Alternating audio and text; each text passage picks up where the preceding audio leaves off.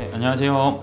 이호진 변호사입니다. 바야흐로 봄이 왔습니다. 그래서 막 자켓 입고 다니는 것도 이제 상당히 좀 많이 덥습니다. 반팔 입고 다녀야 될 그런 날씨가 됐어요. 자, 이렇게 날씨가 따뜻해지면 변호사들이 얘기하는 소위 얘기하는 신건들이 많아져요. 왜냐하면 사람들이 날씨 따뜻해지니까 많이 움직이게 되고 묵혀놨던 여러 가지 법률적인 문제들, 쟁점들을 이제 좀 해결을 해볼까? 라는 생각들을 많이 하시나 봐요. 그래서 오늘 어떤 주제로 말씀드리려고 하냐면 민사소송이 뭔지에 대해서 한번 말씀을 드려볼까 합니다.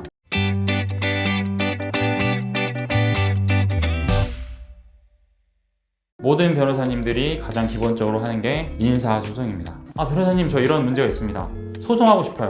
근데 소송에도 여러 종류가 있거든요. 민사소송도 있고 형사소송도 있고 행정소송도 있고 더 나아가서는 많이 하진 않지만 헌법소송 이런 것도 있습니다. 민사, 형사, 행정 이러한 구별 자체를 아예 못 하시는 것 같아요. 일단은 가장 기본적으로 형사랑은 좀 구분을 하셨으면 좋겠어요. 형사소송 이거를 제일 구별을 못 하세요. 형사소송은 국가의 어떤 사법권, 형벌권을 동원해서 형법 또는 형사특별법상의 어떠한 잘못을 한 죄를 범한 그러한 사람을 처벌해 달라고 경찰 또는 검찰, 수사기관에 의뢰하는 겁니다. 국가기관에. 근데 민사는 돈 문제입니다. 돈. 이 소장에 이제 청구 취지라는 게 있습니다. 청구 취지가 뭐냐면 이 소송을 왜 하는지, 그러니까 법원한테 어떤 청구를 들어달라고 이야기하는지를 요구사항을 그냥 한 줄로 쓴 거예요.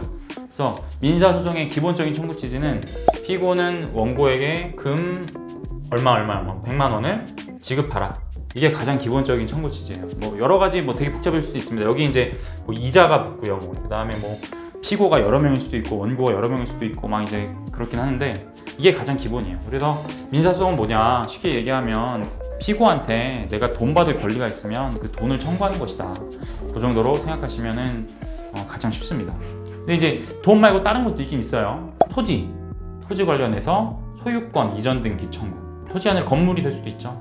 부동산, 토지나 건물 같은 그런 부동산의 소유권 이전 등기를 상대방으로 하여금 청구하는 것도 있어요. 그 다음에 이제 공유물 분할. 부모님이 만약에 부동산이 있는데 상속인을 결정하지 않고 돌아가셨어요. 그러면 밑에 이제 형제자매들, 그 다음에 배우자가 살아계시는 배우자까지 다 같이 해서 이제 상속권자들이 되거든요. 근데 이제 지정을 안 해놓으면 그 부동산이 다 이제 공유물이 됩니다. 그러면은 이제 그거를 공유물을 분할해가지고 본인 지분대로 받아가지고 나중에 팔 수 있게 분할 청구 이런 소송들이 있기는 해요. 이건 좀 부가적인 것들이고 가장 메인은 민사소송은 돈 청구하는 것이다.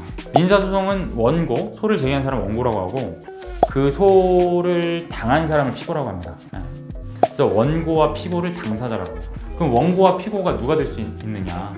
원고 피고는 사람이 될 수 있어요. 내가 내 친구한테 돈 빌려줬는데 돈 못 받았다? 그럼 친구 상대로 소송하는 거죠. 그 다음에 법인도 가능합니다.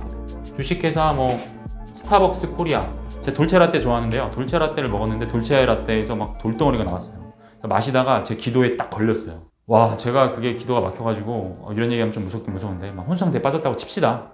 뇌에 산소가 공급이 몇 분 동안 잠깐 안 돼가지고 거의 뇌사 상태가 왔어요. 그렇다고 하면은 스타벅스 코리아를 상대로 제가 정신이 없으면 제 대리인 소송을 하는 거죠. 스벅 상대로도 이렇게 소송이 가능하고요. 법인이 법인 상대로도 가능합니다. 그러니까 민사소송의 당사자는 사람 또는 법인, 사람이 사람한테, 사람이 법인한테, 법인이 사람한테, 법인이 법인한테 다 이렇게 가능하다. 관할이라는 게 있죠. 관할. 법원이 되게 많습니다. 서울에만 해도 서울중앙지방법원. 저희 사무실이 교대역 서초동에 있거든요. 여기 서울중앙지방법원이 있습니다. 저기 이제 문정동 쪽에 동부지방법원이 있고요. 그 다음에 남부가 목동역 쪽에 있고 서부가 저기 공덕 쪽에 있습니다. 그다음 저 북부가 저 노원 쪽에. 서울만 해도 이래요. 되게 많고 중앙지방법원, 그다음 지원, 그다음 시법원 이런 단계가 있거든요. 그러니까 법원도 많고 지역도 많고 법원의 종류도 많은데 어디다가 소송을 제기해야 되느냐. 소송에 따라 좀 다르긴 한데 그냥 기본은 피고 주소지를 관장하는 그 법원의 이제 관할이 있고 여기다가 이제 소송을 제기하시면 된다. 일단은 당사자가 될 수 있는지 한번 생각을 했고 그다음 소송을 어디다가 제기해야 하는지까지 결정이 됐어요. 그럼 이제 소장을 좀 써야 되겠죠, 그죠? 소장은 어떻게 쓰는 거냐면 보통 이제 종이에다 쓰지는 않죠. 요새는 이제 다 전자로 합니다. 그래서 한글로 파일을 많이 만들어서 전자소송으로 접수를 해요. 형사 빼고는 거의 다 전자라고 하시면 돼요. 대법원 전자소송 이렇게 검색하잖아요. 그러면 www.ecourt.co.kr 뭐 이렇게 있어요. 소장도 이렇게 종이 소장, 옛날엔 종이 소장으로 썼는데 이렇게 안 하고 그냥 한글 파일이나 워드로 작성이 가능합니다. 이제 소장의 형식을 보면 여기 제목을 이렇게 소장이라고 적고 그 다음에 원고 누구누구누구 그 다음 밑에 이제 주소를 적습니다. 주소.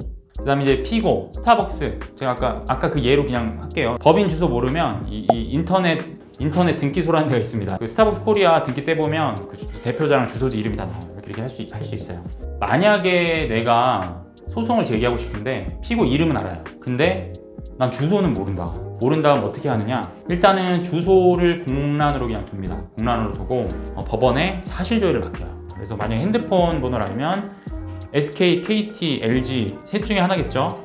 거기 통신사 사실조회 보내서 그 사람이 가입할 때 가입서에는 뭐 주민번호 다 들어가잖아요. 주소도 그런 걸 알아낼 수도 있고 그 다음에 만약에 금융 뭐 계좌번호를 안다라고 하면은 은행에서 계좌번호 틀 때 인적사항 다 들어가죠. 그렇게 해서도 아는 방법이 있고 여러 가지 방법이 있습니다. 어쨌든 사실조회라는 거를 법원을 통해서 해서 피고 주소를 딸 수가 있어요. 그 다음에 청구 취지. 청구 취지는 아까 제가 말씀드렸죠. 법원에 어떤 거를 요구하는지를 한 줄로 원고가 정리한 걸 청구 취지라고 합니다. 그래서 이제 대부분 보면 가장 기본적인 돈 문제니까 돈 청구니까 기본적인 건 피고는 원고에게 얼마를 지급하라 라는 판결을 구합니다. 그 다음에 청구 원인은 왜 이러한 청구 취지를 원고가 피고에게 구하게 되었는지 그 법적인 근거가 뭔지 그거를 쓰는 겁니다.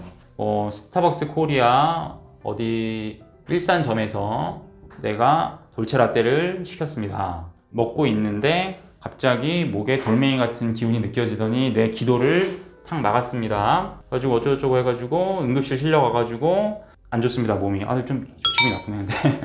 뭐 이렇게 해가지고 이제 치료비는 이제 병원비 든 거 뭐 여러 가지 CT 찍고 뭐 엑스레이 찍고 뭐 약 복용하고 이런 기본적인 검사 진단비 뭐 이런 거 다 들어가고 그 다음에 이제 위자료라고 하는 거는 내가 이러한 피해를 당함으로써 나에게 발생한 정신적인 피해를 금전으로서 배상해 달라는 겁니다. 그 다음에 만약에 이제 원고한테 장애가 발생할 정도 손해가 생겼다라고 하면 이제 일실이익 같은 것도 이제 다 청구가 가능합니다. 뭐 이런 부분들을 쭉 써가지고 액수를 산정을 해가지고 청구를 하는 겁니다. 이 액수 산정된 거는 이제 이 청구 취지 금액에 반영이 되는 것이고요. 이제 청구 원인을 다 썼으면 이제 중요한 건 다 한 거예요. 근데 이제 자기의 주장이 말로만 하면 설득력이 없겠죠?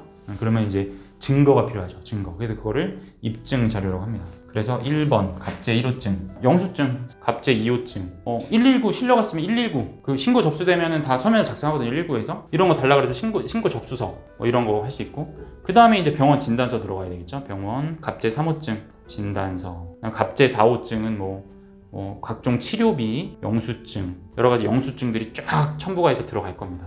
이렇게 해서 이제 소장을 작성을 하시는 거예요. 네, 소장을. 그 다음에 작성한 다음에 이거 접수를 해야 되겠죠. 접수는 아까 제가 말씀드렸지 요새 다 전자로 한다 그랬죠. 여기 대법원 전자소송 요 사이트 가셔가지고 전자소송으로 접수를 하시는 게 편하다. 나는 종이가 좋다. 종이로 하세요. 네, 종합민원실 가셔가지고 법원 제출하시면 됩니다. 접수를 하게 되면 소송 비용이라는 게 있어요. 인지대, 송달료, 감정료, 뭐 변호사 비용 뭐 이런 것들이 좀 있습니다. 인지대는 요 청구 취지의 금액 있잖아요. 요거에 비례해서 결정됩니다. 뭐 그렇게 비싸지 않아요. 만약에 내가 1,000만 원 청구하면 10만 원도 안 해요. 우표 같은 거예요. 우표 같은 거. 인지대. 송달료는 이제 피고한테 송달을 해야 되잖아요. 그러니까 법원에서 그거를 국가 세금으로 해주지 않아요. 그 송달료를 내야 되죠. 그러니까 원고나 피고나 당사자 수가 되게 많을 수도 있거든요. 그러면 송달료가 엄청 비싸집니다. 원피고 수에 따라 송달료를 내면 된다. 어쩔 때는 뭐 이제 학교폭력 소송을 제가 많이 하잖아요. 민사소송. 피해자 측 대리해서 학교폭력 민사소송 많이 하는데 사안이 좀 경미하면 청구 취지 금액이 얼마 안 돼요. 만약에 여러 명이 뭐 따돌렸다라든지 여러 명이 폭행을 했다라고 하면 피고 수가 엄청 많아집니다. 학생 들어가고요. 부모도 들어가야 되거든요. 5, 6 학생 된다라고 하면 부모까지 들어가면은 벌써 2, 3배가 돼요. 그러면은 인지 때는 그 청구 취지 금액이 비례한다 그랬죠. 얼마 안 돼가지고 뭐 10만 원인데 송달료가 막 20만 원 막 이렇게 나오는 경우도 20, 30만 원 나오는 경우도 있어요. 감정료는 뭐 크게 다쳤다라고 하면은 뭐 신체 감정 뭐 이런 비용들이 원고 측에서 좀 들어갈 수 있고 그 다음에 이제 변호사 비용이 많이 들어갈 수 있죠. 본인이 스스로 민사소송 하셔도 됩니다. 하셔도 되지만 내가 좀 그래도 상대 측과 좀 치열하게 다퉈야 될 문제일 것 같고 내가 좀 자신도 없고 내가 생업에 바쁘다라고 하면 변호사님 선임하시면 돼요. 사건 진행하시고 만약 이기잖아요? 그럼 100%는 아니지만 뭐 한 50% 정도는 내가 들어간 변호사 비용을 피고 측에 달라고 청구할 수 있습니다. 소송 다 끝난 다음에. 만약에 한 400 들었다. 그럼 한 200 정도는 보전이 가능할 수 있다. 이런 거는 다 달라고 할 수 있어요. 내가 이기면. 처음에 들어간 돈 다 달라고 할 수 있어요. 대법원 전자소송 사이트 가면요. 되게 쉽게 돼 있어요. 그래서 소장 한글 파일 올려라 그러면 올리고 그 다음에 알아서 이거 인지대 송달료 이것도 인지대는 요 금액에 맞춰서 되고 송달료는 이 사람들 수에 맞춰서 또 되고 뭐 다 아무튼 자동화돼 있어요. 예, 그러니까 알아서 우리가 복잡하게 계산할 필요 없고 그렇게 다 해줍니다. 자, 소장 접수했어요. 2주 정도 지나면 법원에서 그 소장을 송달을 해줍니다. 소장 송달. 그럼 이제 피고 측이 한 2주 만에 받아보고 이거를 보고 이제 답변서를 제출해요. 근데 이제 답변서를 빨리빨리 제출하면 좋은데 보통은 이렇게 빨리빨리 안 합니다. 법률에는 14일 정도 안에 이제 제출하게 되어 있는데 이거를 다 지키지 않아도 뭐라고 안 해요. 그래서 마냥 그냥 답변서 제출 안 하고 소장 받아봤는데 끄는 사람들이 있어요. 그러면 이제 법원이 법원도 그렇고 원고도 이제 답변서가 안 오면 화가 나죠. 빨리빨리 절차 진행하고 싶은데 그러면 무변론 원고 승소 이걸 할 수 있습니다. 원고도 너무 답변서 안 오면 판사님 무변론 원고 승소 판결 그냥 내려주세요. 얘 어차피 변론도 안 해요. 얘 자신 없나 봐요. 이렇게 하면서 질질 시간 끌게 하지 말고 승소 판결 내려주세요. 이게 이야기를 합니다. 그러면은 법원에서도 시간이 너무 길고 답변이 안 오면 이렇게 해주는 경우도 있어요. 그 다음에 원고가 얘기 안 해도 그냥 판사님 직권으로 이렇게 해주는 경우도 있고요. 아무튼 뭐 그렇습니다. 근데 이제 답변서를 제출했어요.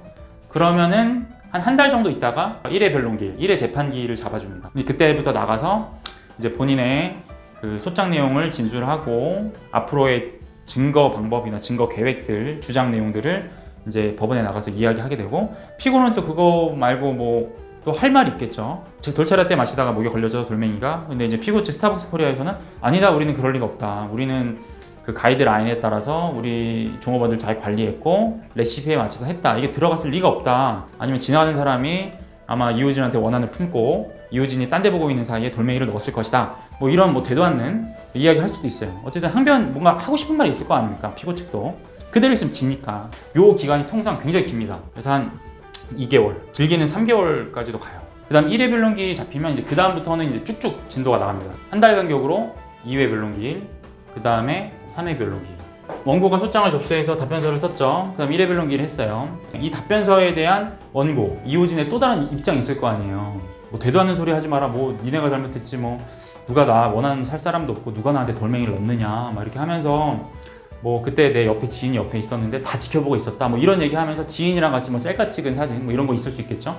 그런 거 제출하면서 이 답변서에 대한 재반박을 원고가 하고 그 답변에 대한 제재 반박을 또 피고가 하고 그 다음에 2회 변론기를 합니다. 그 다음에 또 이제 이야기하고 판사 앞에서 앞으로의 주장 입증 계획 또 있느냐, 상대방은 이런 입장인데 너 또 상대방의 입장을 반박할 수 있는 어떠한 증거들이 또 있느냐, 판사님 물어봅니다. 그럼 입증 계획을 밝히고 2회 변론기 끝나면 또 그거에 대한 서면을 서로 서면 공방을 왔다리 갔다리 하는 겁니다. 왔다리 갔다리. 그 다음에 3회까지 하고 그 다음에 이제 더 이상 왔다리 갔다리 할 게 없어요. 할 말 다 했다. 주장할 거 다 하고 증거 낼 거 다 냈다. 그러면 이제 판사님께서 더 원고 측에 더 이상 뭐 할 거 있습니까? 물어봐요. 그러면 할 만큼 했으면 네, 더 이상 할 거 없습니다. 만약 못 낸 거 있으면 한 기일 더 주십시오. 우리가 이러한 거를 조금 더 모아가지고 주장 입증하겠습니다. 라고 할 수도 있고. 그렇게 해서 만약에 이제 3회 끝났다고 하면 3회 이제 변론 종결. 그걸 변론 종결이라고 해요. 한 달쯤 있다가 통상 이제 판결문이 나오는 겁니다. 판결. 이렇게 되는 시스템이라고 보시면 됩니다. 네. 그러니까 계속 소장 접수부터 이렇게 서면 공방을 하게 되는 거예요. 그래서 이 기간이 총 얼마나 걸리냐? 이건 몰라요. 모르는데 제가 해보면 통상 1년 봅니다. 1년. 근데 다툼의 여지가 많이 없다라고 하면은 뭐 한 6개월에서 8개월이면 끝나요. 학교폭력 민사소송 같은 경우에는 6개월에서 6개월 정도에 끝난다고 보통 보시면 됩니다. 3회, 4회 계속 가는 거는 상대방이 서로 간에 할 말이 너무 많다. 막 말을 바꾼다라든지 이러면은 뭐 4회, 5회, 6회 막 계속 가는 거예요. 그러면은 뭐 1년, 2년 가는 겁니다. 근데 그렇게 해서 판결문 나오면 이게 이제 1심 끝난 거예요. 1심. 우리나라는 3심제죠. 1심에서 2심 가는 걸 항소라고 하고 2심에서 3심 가는 거를 상고라고 해요. 상고는 대법원입니다. 제가 해보면 이제 저는 학폭 사건을 많이 하는 변호사니까 학폭 민사소송 같은 경우에는 항소하는 경우도 거의 없어요. 그냥 한 번에 끝납니다. 보통 한 6개월 정도 1심으로 끝난다. 이렇게 보시면 될 것 같습니다. 중간에 이제 조정이라는 게 있어요. 조정. 1회 변론기, 2회 변론기를 이렇게 하는 가운데 당사자가 신청할 수도 있고요. 판사님이 봤을 때 이거는 좀 애매한데 양측이 서로 조금 양보해가지고 조정으로 끝내는 게 낫겠다. 판결보다는 조정으로 끝내야겠다라고 하면 여기서 1회든 뭐 2회든 3회든 중간에 조정으로 회부를 시킵니다.